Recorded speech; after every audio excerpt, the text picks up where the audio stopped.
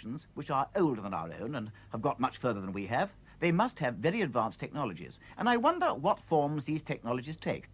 Well, again, very difficult to estimate, but there are stars which are billions of years older than our sun. Some of them very likely have planets, and therefore I can imagine civilizations immensely beyond the capabilities of our own.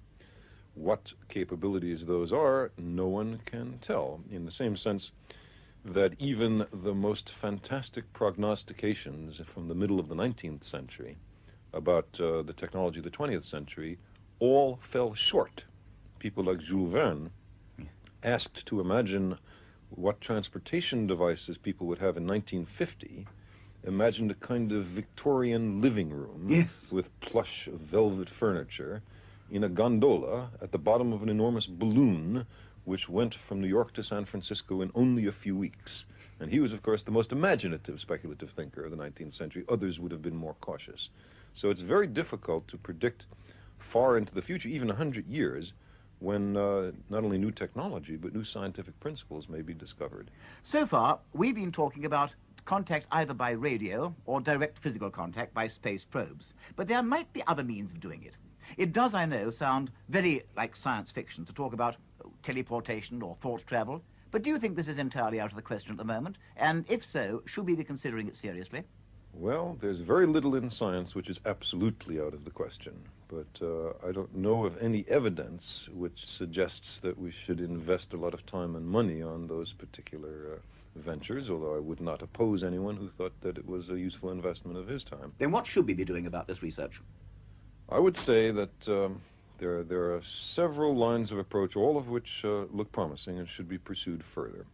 One is laboratory work on the question of the origin of life, making the molecules which here were able to reproduce themselves and led eventually to us. Secondly, a study of the organic chemistry in places like Jupiter, comets, and the interstellar medium. It's remarkable that the molecules of life are littering the cosmos. Thirdly, the space vehicle exploration of the neighboring planets, in particular for life or life-related compounds. If it turns out, for example, that Mars is lifeless, that is not a major disappointment, because then we have two planets near each other in space and time, life developed on one and not on the other. You have the classic case of an experiment and a control, and it'd be very important to investigate why life on the Earth and not on Mars. But even more exciting would be if Mars turns out to have life, for us to investigate what kind of life it is, how similar, how different from life on Earth.